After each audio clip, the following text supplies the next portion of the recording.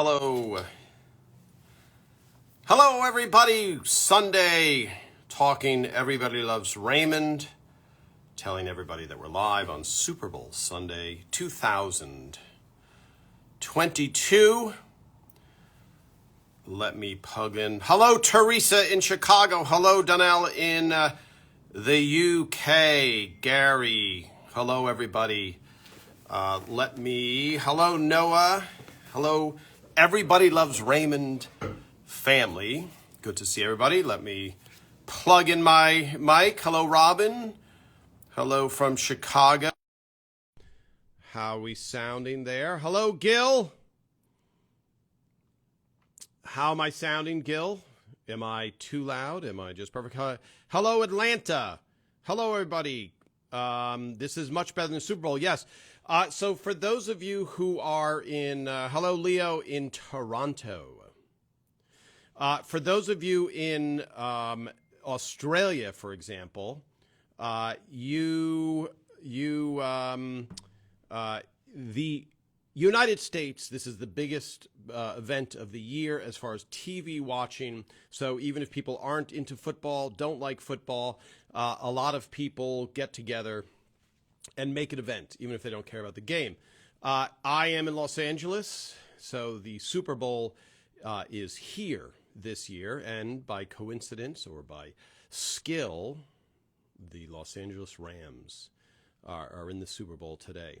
All right, so semi-snowy New Jersey. Hello, Purple Aquarius 19. Yes, I don't want to tell you, but it is 88 degrees here in Los Angeles. Super Bowl trip would have been good, a good Raymond episode. Yes, we did an episode called The Super Bowl where Ray gets a ticket to the tickets to the Super Bowl, and it causes, believe it or not, friction in the family. Donnell, you're in Austin, Texas, Donnell? I apologize. Not that it's a bad thing to be in the UK. Sorry, I was thinking of Karen in Plymouth, England. How is it down there in Austin, Texas? All right. Hello, everybody. Welcome to Everybody Loves Raymond 360 Live. This is Tom Caltabiano, and I was a writer on Everybody Loves Raymond for all 9 years. I knew Ray from before Everybody Loves Raymond, and I worked on the show for all 9 years. I took 30,000 behind-the-scene photographs of the show, and I started this channel to try and tell the story of Everybody Loves Raymond, a favorite episode of what are favorite episodes and a favorite series, hopefully of everybody watching. Hello, Anna. Anna Romano says hello. Yes, the Super Bowl promo. So let's talk about the Super Bowl promo. It was, I believe, season 3, and even though I was there, people watching would know better. And since the Super Bowl still has the highest audience, the most eyeballs, it is the one place where they can demand now, because in our society in the old days in the United States, we had 3 channels, and you watched one of those 3 channels. And now the audience is so split off because we all have a device like this and what I am talking to you on, an iPad, and you could no longer reach one collective audience. The Super Bowl is still the only gigantic event that we know almost everybody, especially in the United States, is watching. So, season 3, Everybody Loves Raymond, still not a giant hit yet, and CBS had the Super Bowl, so I believe they went to Phil and said, hey, Phil, and Ray, we're going to do a promo, and it's going to air. And again, I don't remember if it aired before or after the Super Bowl, or both before and after the Super Bowl. But it was a really, really good chance to bring eyeballs to Everybody Loves Raymond. So now, all of a sudden, people who, and I know we're many years after the show went off the air, and it won a bunch of Emmys, and it was a big hit. But at that point, season 3, I think we had only been nominated once for an Emmy, and this was a time to really get it out there. So Phil and Ray, and I'll ask Phil when he's on here. They're like, here's what we're going to do. Here, Phil, we're going to air this, so come up with something funny. So the idea was, and for those of you that haven't seen it, and I was going to cue it up, and I may be able to cue it up, it's a 30-second spot, and they might have had a minute spot, but I don't remember. Come up with something funny. That's the basic marching order. Come up with something funny. So the idea of them playing a football game, especially with the dynamic between Marie and Deborah on the football field, was like, oh, let's do something with it. So it's very timely. It obviously has to come out before, so it has to be approved, etc. So Phil, the idea is formed, and then they're going to have to find a location. So for those of you who've never been to Burbank or the Hollywood area, there's a lot of small parks that are in the North Hollywood, Burbank area. And so they landed on a park that had enough room where it looked like they would be playing, and also they didn't have to shut down a big park. And so Phil said, hey, why don't you, Tom, come to the shoot and take photos, which was great. So we all get into vans and we drive over to this little park, and the perimeter of the park had houses. So anybody in those houses would have looked out their window and gone, that looks like Marie Barone, tackling Deborah in my small park. We set up. They had a guy who was a stunt man. So in one of those photos, you see Brad Garrett is pushing Ray. So the camera is positioned so you can see Ray flying through the air. And sure enough, Ray is flying through the air when we're shooting it and landing on a big, soft pad. And so it was pretty much an all-day shoot, and it was just great. It was great because the sun was coming down, and I'll put up some more photos after we do this live. And it was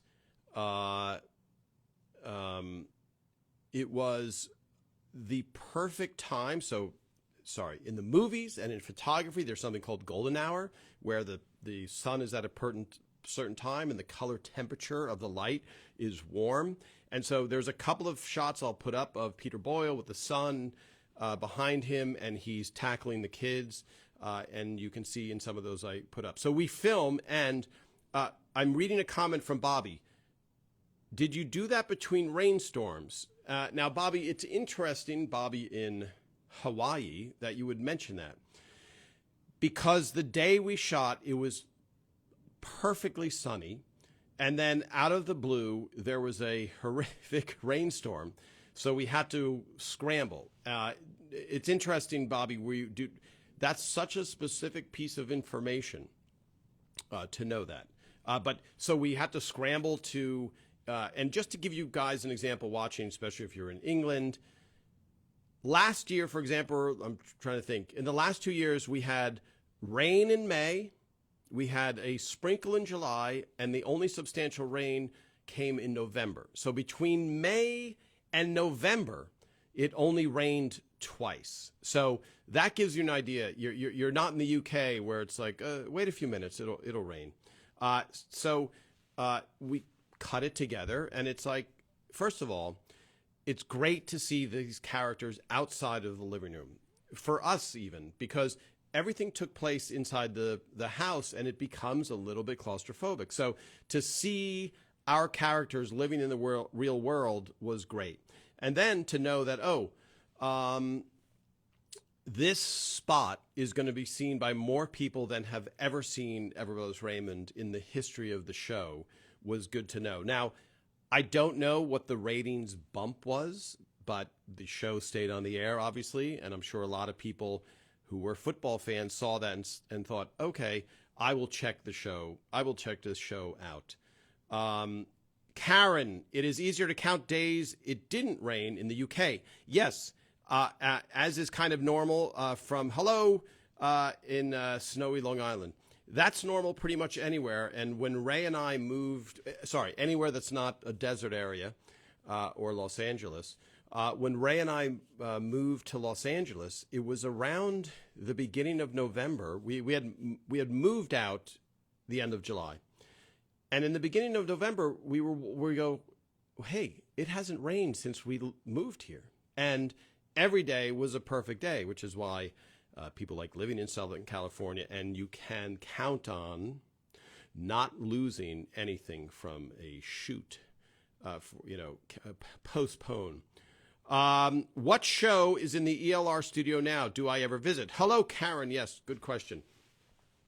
And Bobby, let me chime in how you knew it rained the obscure day, season 3 of Raymond, when we were shooting a promo. So Karen, stage 5 on Warner Brothers lot. So is where we shot from season 2 to season 9. Season 1 we shot at Hollywood Center Studios. I've mentioned it. It's the studio right next to where the first 2 seasons of I Love Lucy was filmed. And then we moved over to Warner. So on Hollywood Center Studios, we were on something called Stage 3-8. If you ever see that, get to go on that lot. And they don't have tours, so it's very rare, unless you're working on the lot, to be able to go to the lot. Then we moved to Stage 5 at Warner Brothers, season 2 of Raymond, and we were there for the whole run. After the show ended, Old Christine, starring Julia Louis-Dreyfus, moved on to that stage, and Lisa Helfrich-Jackson, who you guys have met here, she was the line producer, and a lot of the people who worked on the show, Donna Stamps, Dan DuPont, all of the set dressing people, props, I believe, were on Stage 5. And it was a little bit surreal when I went back there, because it was our home for 8 years, to see, like, hey, you're a little bit territorial. What are you doing on our stage? Then that show was pretty successful. That went away. I don't remember what was on it afterwards. But, and if you guys want, give me some hearts. I'll post some pictures of when I visited. I would go on the Warner Brothers lot, and as I would go by Stage 5, if the giant, they call them elephant doors, if the giant doors were open and I could walk in, I would always walk into the stage. And so one time it was completely empty when I walked by, and I was with a cameraman friend of mine, and we walked in and walked up to where Ray's dressing room was and looked down, because there was all kinds of stuff stored on the stage. There was no show there. It was just filled with stuff on the stage. And so my friend said, oh, that's for the Ellen Show. For those of you in the United States who know the Ellen Show, or even overseas, Ellen has Christmas shows. And during these Christmas shows, her audience gets a crazy amount of gifts. Like, you want to be on the Ellen Show during December, and I don't know the exact details, but she gives away a lot of stuff. And stored on the Everett Raymond stage, Stage 5, is the gifts for Christmas are just sitting there on pallet after pallet after pallet. So, and I guess companies give the products for free. They get publicity in exchange. Yes, the football spot was hysterical. All right, let me catch up on some questions. These are great questions. Yeah, give me some hearts. I'll post some pictures of me on stage way after Everett Raymond ended on the empty stage. Hello, Night George. Your first time on this show, you're a bit confused. This is Tom Caltabiano. I was a writer on Everett Raymond for all 9 years. I took 30,000 behind-the-scene photos. I try and interview everybody that was involved in the show, from the person who made the food to Phil Rosenthal, who created the show, to Raymond and Patty, etc. So does that clear it up? I hope. Yes.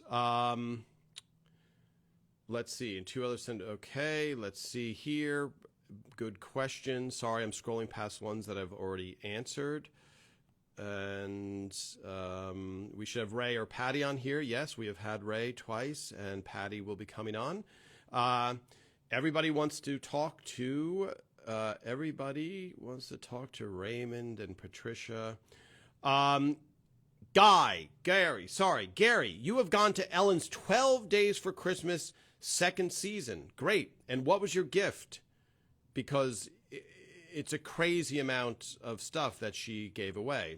And again, from the outside, you're like, how can they afford to give away all this stuff? But because if you look at it this way, just like with the Super Bowl promo, If you are getting eyeballs, meaning a company goes, hey, if we give this blender to Ellen, she's going to hold it up and 3 million are going to see that product. So if they had to pay for advertising to get 3 million people, it might be $400,000. I don't know advertising rates, which the Super Bowl is the highest always every year, because even though it seems crazy when you hear like, oh, it's $5 million for a minute, 10, whatever the astronomical amounts are, it's the only way you can reach that big of an audience, period, ever. So, yes, can we get Brad on here? Brad has been on here, and I will have him back again. Yeah, everybody will be back. Yes, we should have.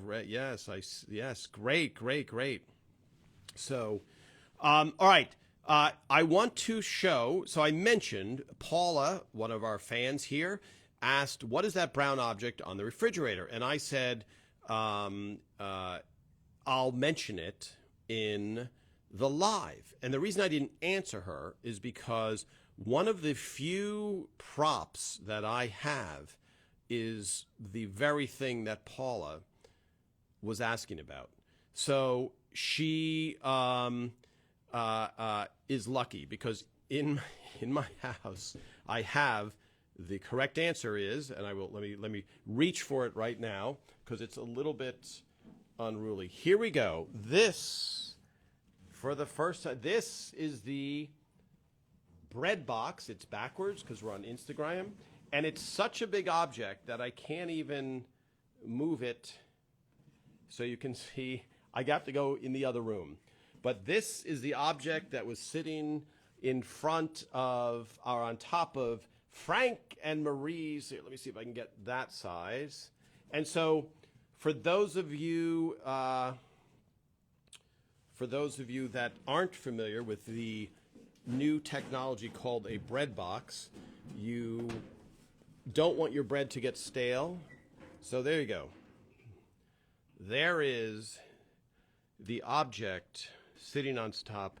And again, I will post a picture of it, but that is why I deliberately did not answer. Yes, Donnell, that will hold a ton of bread. You are correct. Okay, let me balance it there, and hopefully it's, yeah. So there we go, the bread box. Karen, do I ever use it for my bread? So those of you just watching, I've baked bread almost every day since 2007. I have not. And people have asked me about props, for example, because it's so cool to see those props. And I have pictures. I wasn't interested in taking props, but that one, and I'll tell you, this is a very cool story. At some point after Everybody Loves Raymond, a few years later, Phil Rosenthal's assistant said, we found a storage area with a ton of Raymond props. And so she had a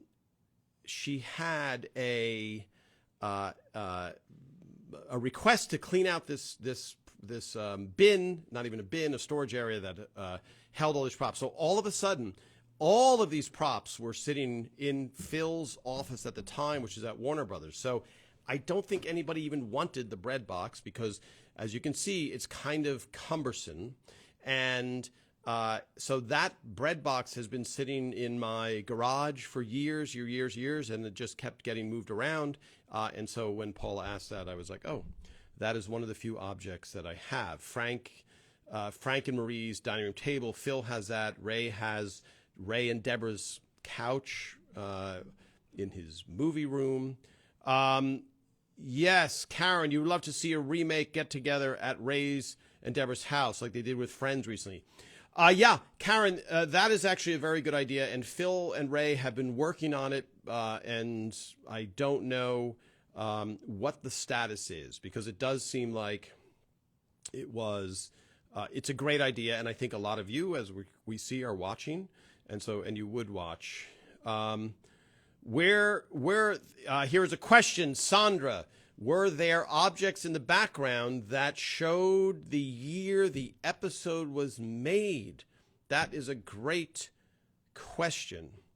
So we know by watching, there was no top secret code object, which would have been a great idea to put something that tells you what year. That would have been a great thing. I wish I could go back in time and put something there. Now, we can tell, like, oh, if you guys look, you'll see there's something called Flutie Flakes. Doug Flutie was an American football quarterback, and he had a charity. And so Phil put the box of Flutie Flakes on Deborah's refrigerator. And I don't know how long it sat there. And there are different, for the most part, if you watch shows, when there's a product, it's always a generic label. Somewhere I have a Coca-Cola can that's generic that I got from the Everest Raymond props person, Rhonda Robinson. And I'll hold it up on camera. It's generic cola can, because two things are there.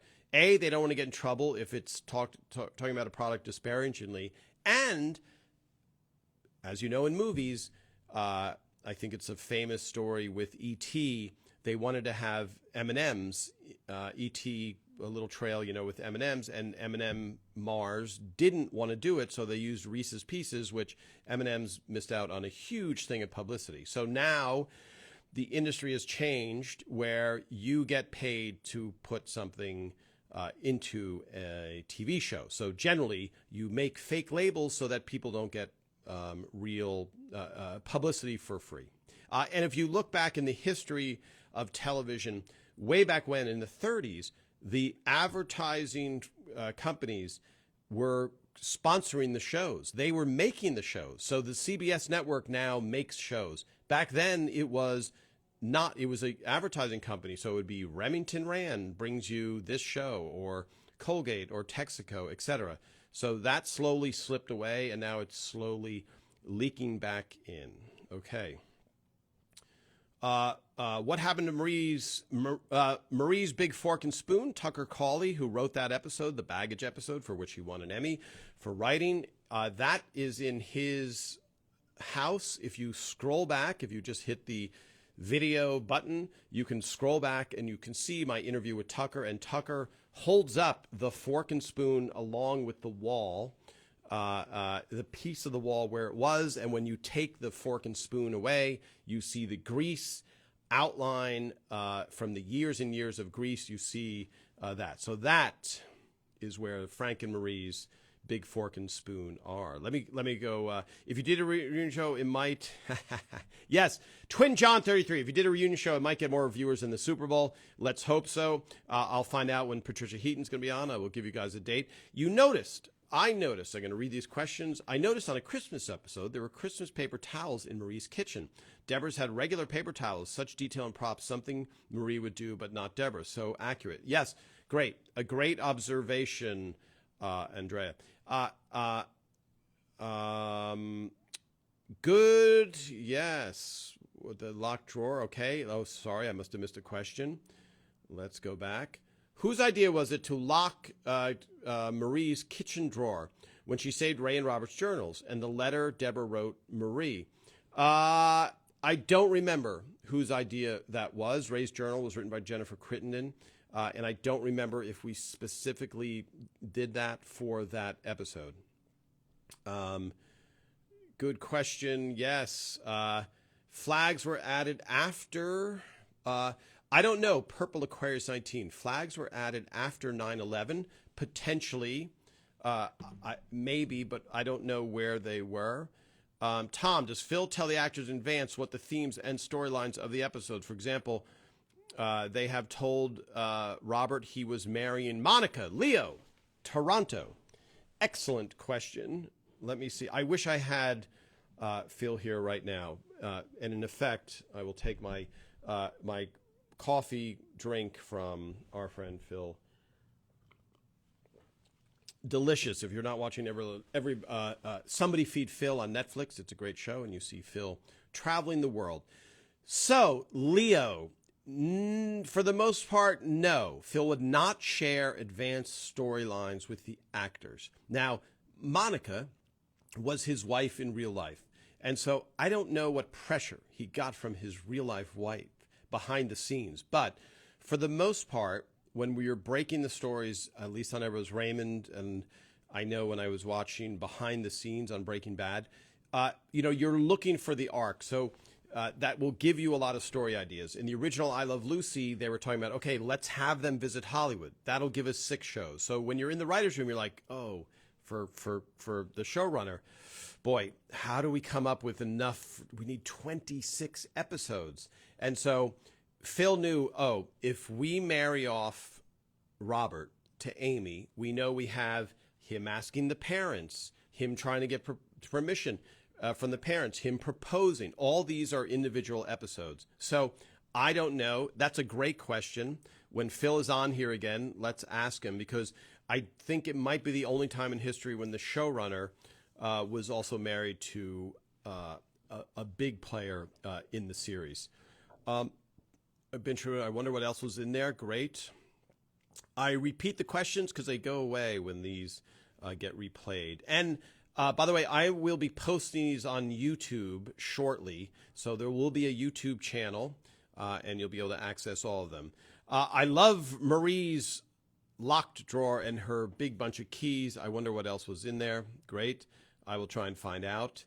So the props, it gets a little confusing because the props people handle props that are in the show. Set dressing, for example, I think set dressing did the bread box. So I will find out from everybody. Let's see. Okay. Yes, thank you for answering that question. I was a writer and producer on Everett Raymond. So valuable to us super fans who love the show and still watch. Thank you for that answer. That was awesome. Emp Frob. I'm sure that's not on your birth certificate because that's a tough first name and last name combination. Glad Tucker won an Emmy for that episode. Very well deserved. Absolutely. On Hallmark Christmas movies, they will use products like Balsam Trees and Folgers Coffee, which are sponsors. Okay, great. Thank you, Teresa. That is very good to know. Yeah. If you look back, if you go into YouTube and you watch the old What's My Lines, which I mentioned before, you'll see the sponsor's name, and this is new news for younger people and not new news for older people. You'll see Remington Rand is right in front. Stopette, which was a deodorant, is right. I mean, you see it on every shot, and so it was very, very normal to have that. What are sucrets? Karen Cooney, excellent question. This is why I love the international audience. Sucrets come in a little metal tin, and they are throat lozenges. That's what sucrets are, and it was a very big brand. I don't know if it's dropped off some more. Bobby, how did they make the oranges roll off the shelf in the grocery store? You're referring to Grandpa Steele's. So, excellent question.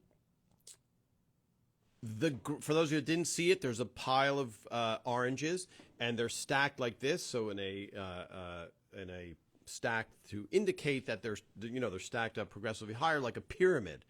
And what they did, and the reason I know this pretty well, is they needed something, a device that would lift up and push the oranges off that the audience didn't see. So when Frank steals an orange, all the oranges fall. Or Ray. Was it Ray who knocked them off at the end? And so when we were doing the run through, they were doing a test, and Phil used to make fun. He used to call it my little wooden show because it seemed like a lot of stuff that we needed, which was not high tech, which was, can we make these oranges fall off a pile in some organized way? We did the first test, and there was a piece of wood, and it was supposed to just flip up like this, and the oranges fall off, but the audience can't see it. But it flipped up like this, and a piece broke, and it was just hitting loudly the bottom of the thing, and none of the oranges were really falling. So it was actually kind of a funny moment because it went completely awry. All right, sucrets, yes, throat lozenges, scrolling down. Marie was afraid the boys would become addicted, which is funny because they are over the counter. Yes, that is comedy. Thank you, Princess Christine 67. Chris Elliott would be a great guest. Would love him to appear with Peggy on a reunion. Maybe they went off and got married. Yes, excellent, Karen. Yeah, I don't think Chris is on Instagram. So I have checked. Chris is a great guy, hysterical. We did a live behind the scenes inside the writer's room show in Connecticut, and Chris invited us over to his house, so we went over to Chris's house. So Phil's show is still on Netflix. Phil's show is coming up, a brand new season. My guess is May, but don't hold me to it officially. Yes, Chris Elliott would be great. Yeah, if you guys can find Chris Elliott, and somebody had a suggestion, which I think I will be doing, which is starting up an Instagram site for guests, because there are so many people who are not on Instagram who I would like to talk to. Yes, Kevin James. I would love to get Kevin James on. Absolutely. Twin John. Yes, I'm doing a lot of things. Now that Rose Raymond has ended, I've done too many things to list. Not because I don't want to bore the audience, but yeah, I wrote an animated series for Lego, and doing a children's educational thing. Scrolling down. Yes, I Love Lucy had Philip Morris Cigarettes as sponsor. Excellent. That is absolutely true. Now, because I don't have a guest, as you know, for those of you that have never seen, I like to take a peek inside of an Everybody Loves Raymond script.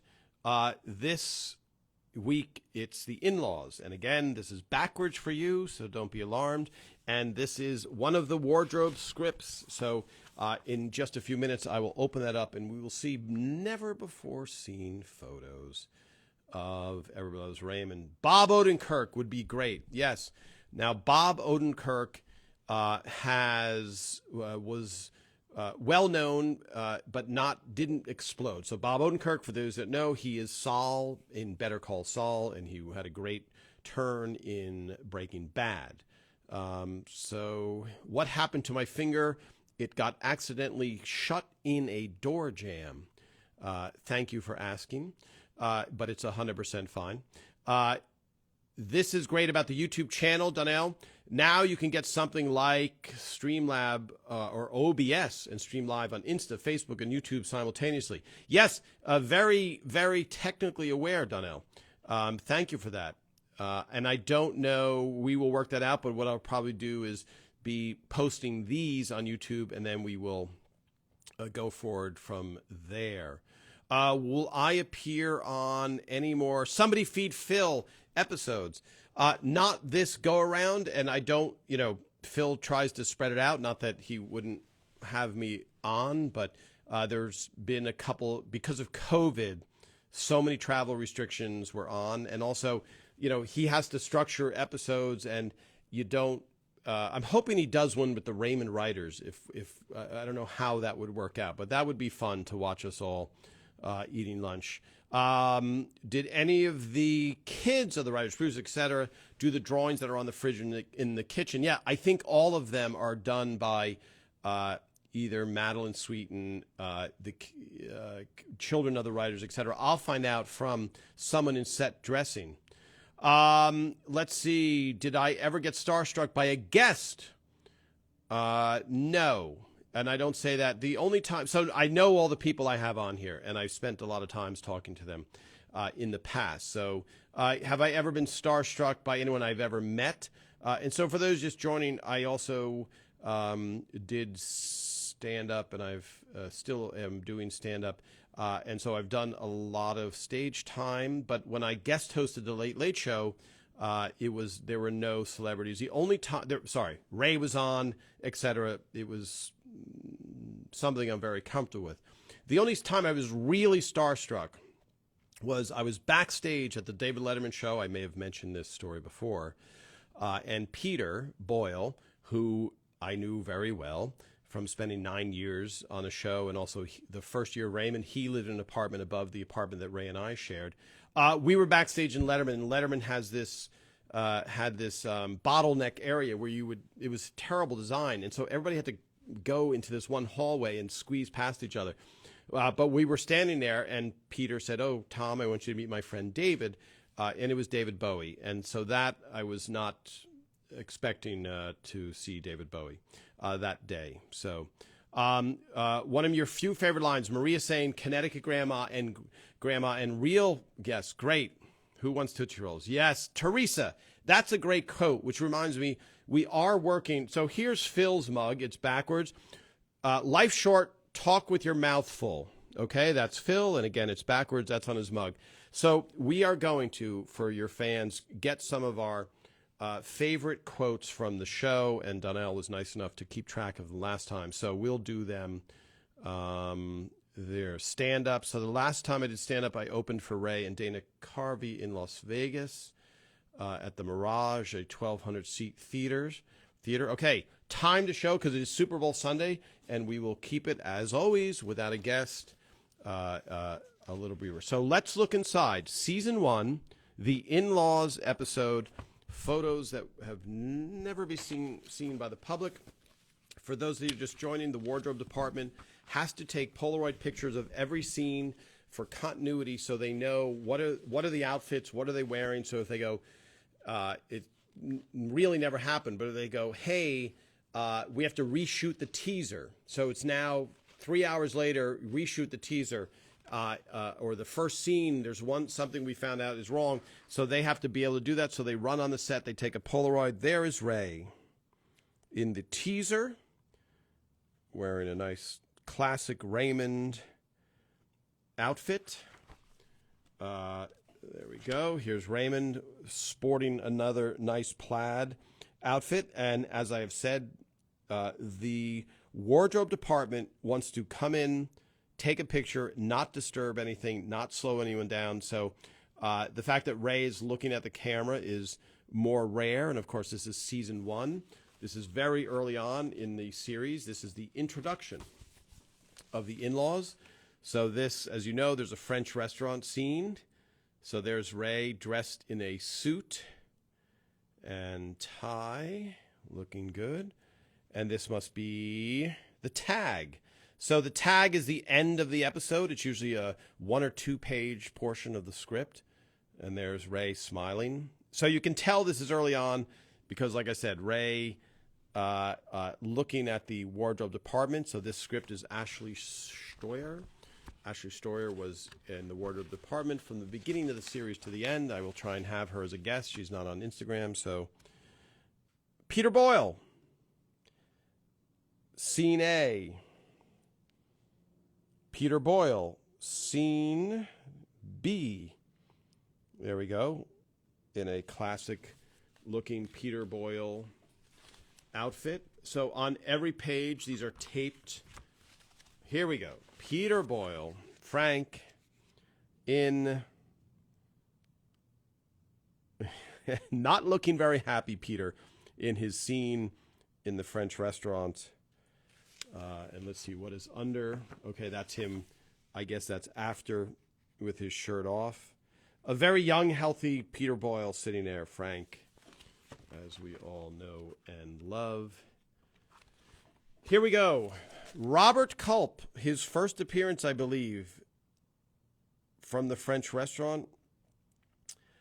I was at a birthday party the other day of a friend's, and Robert Culp's son was there. And I was introduced to him, and I said, oh, I think I have some pictures of your father that you probably have never seen because I've never seen him. Robert Culp looking very dashing there in a double-breasted suit. Very nice to see Robert Culp, the great Robert Culp. I was expecting Katherine Hellman, but no, we have twins from the tag. Again, the tag is the end of the series. Look at that. The Sweeten twins.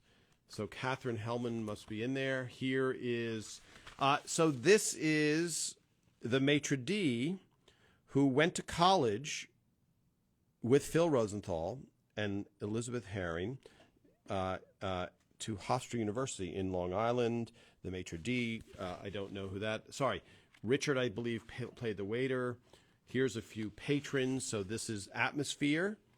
So they always have to have atmosphere in the background. I don't know who they are, but as people have noticed, there's incredible attention to detail that you have to give. So there's like just patrons. in the background of the episode. So now we know Patricia Heaton has to be in here. Here we go. Again, the teaser, Patty Heaton early on. This must be, this was probably shot in September or October. There's Patty in the teaser. And then this must be scene B. There we go. And for those of you that just joined, all of these have extensive notes. I will post these pictures on what is their entire outfit so they know. And again, backwards, sorry. Oh, Patty Heaton. Yes, going out. Do this. French restaurant scene. A very nice dress. And that must mean, usually if there's a second photo, it's a close-up of earrings and rings. And there you can see Patty just very matter-of-factly, they must have said, can we see your earrings and ring and jewelry? And so there we go. Patty always looking good. A little more casual. Tag, the end of the show. Patty looking casual, as usual. And then, now here we've talked about this. Marie's makeup is just oddly white, and there it is again. So this must be her going out to the French restaurant. Great. And so if there's, again, you can see there's a second Polaroid. That means that there is probably a photo of her jewelry. And yes, Doris Roberts earrings. Doris Roberts earrings for. What's interesting is her makeup looks so white in these photos. And by the way, you can see a guy behind Doris. That was, I believe, the children's wrangler. Keeps track of the children. I didn't notice on camera, but Doris's makeup looks very white when we show these Polaroids. And here we go. That must be the French restaurant. Look at Doris, looking great there. Doris again. Yeah. Interesting.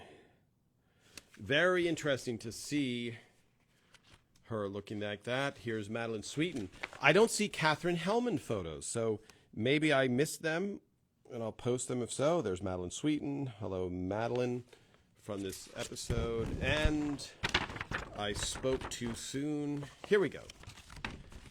Catherine Hellman. There we go. Catherine Hellman. Deborah's mother. That is her in the restaurant. So a second photo. There's Catherine Hellman. And I think, again, the guy in the plaid shirt is the children's wrangler. And then she has to show her jewelry. Her bracelets and her earrings and her ring. Any jewelry for continuity. So like we said, so here's another shot showing her ring and earrings. And again, I will post because they will have a crazy intense description so that they know what it was. And again, they have to keep track of everything. So that is the in-laws. Let me see, it's backwards. That filmed October 7th, 1996. The In-Laws, written by Phil Rosenthal. Again, backwards. All right, let's do some final questions. Yes, they did use Paul Rubens. Bob was also in an excellent movie. Yes, Bob Culp was in an excellent movie that you called Nobody. The YouTube channel will be coming up soon. I will announce it on here. Bobby, you are still using an 8-track. Is that true? Connecticut. Wow. Let me catch up. Great questions, everybody. I really appreciate all of your comments. Clint Eastwood. Clint Eastwood I met and sat next to and talked for a while, and we talked about photography. Great. I love these side conversations. The hell with Super Bowl Sunday. I would rather hear about ELR. Thank you. Thank you for that comment. Yes, I can't promise there'll be as much production put into what we are talking about. I want a mug that says Jeezaloo. All right, Nettie paw print, putting that down. Gary, you met Catherine Hellman at a taping of Who's the Boss? Doris Roberts was a VIP in the audience. Oh, that's a great story. That's great, Gary. That's really interesting to hear. That has to be quite a few years before Ever Loves Raymond.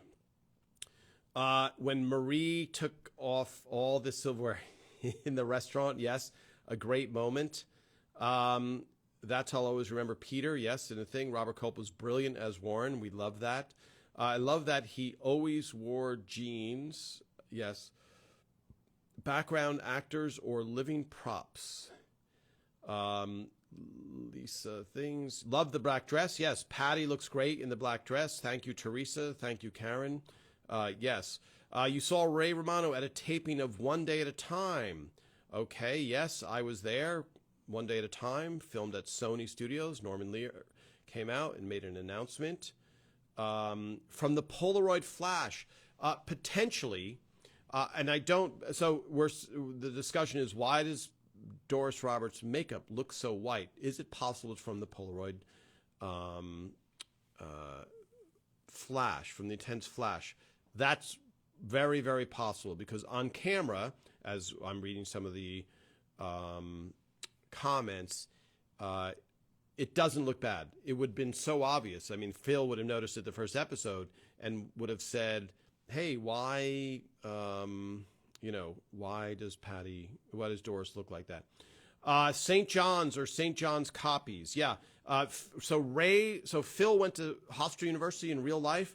Ray's policeman brother went to St. John's. So Ray would try and wear a St. John's shirt every once in a while, but as you know, in real life, you often wear stuff from universities that you didn't necessarily go to. Patricia Heaton always looks so. Talk more about the origin of Robert's touching this chin. Oh, yes. So I posted the crazy chin. I'm going to wrap it up in a few. Robert touching the chin. So Ray's policeman brother would occasionally touch his chin with his food while he was eating it, like Ray would notice.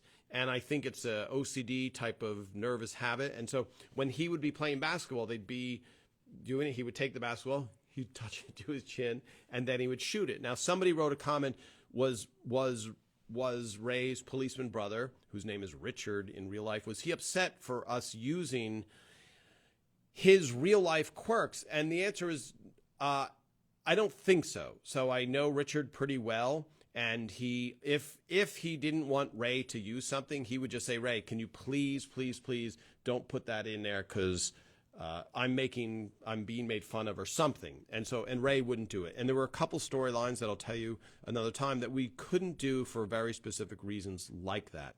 And so we incorporated it. We thought, okay, in the OCD, I'm technically not a doctor, but in a way to kind of control your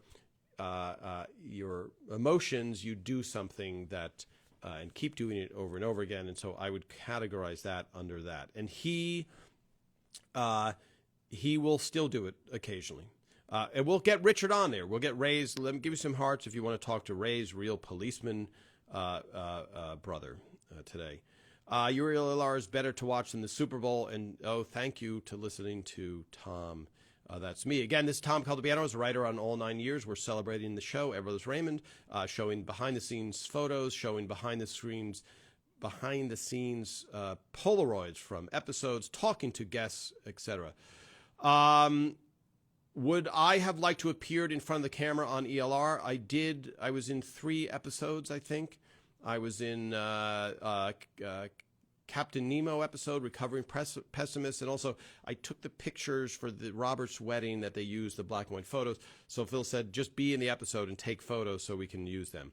The ELR makeup artist mentioned Doris liked the 1950s still heavy makeup. So possible that makeup contains zinc oxide and titanium oxide, which shows up as white on pictures. Donnell, fantastic note.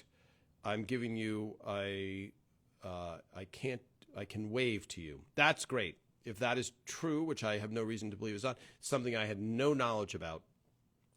Have Richard Romano on. That would be great. Yes. So I have to figure it out, and we will have Richard Romano, Ray's real policeman brother, on there. All right. I am going to wrap it up.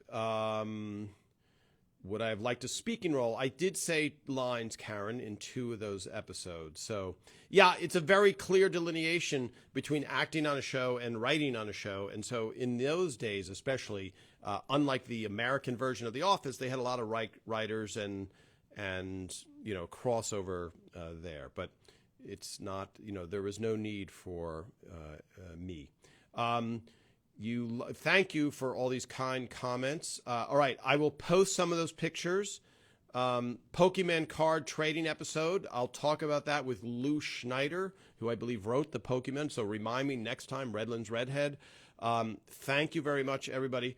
Enjoy the Super Bowl. If you hate the Super Bowl, enjoy the time where there's not a lot of traffic and you have peace and quiet. Without having to hear people talking about football. So I will see you guys next week. Keep posting those questions. I love them. I read every single comment, and I try and answer them later in the week if I can, or if I know that I'm going to be able to answer them on the live. So if you don't see a long answer from me, that's why. I will see you guys next week. Thank you so much, everybody.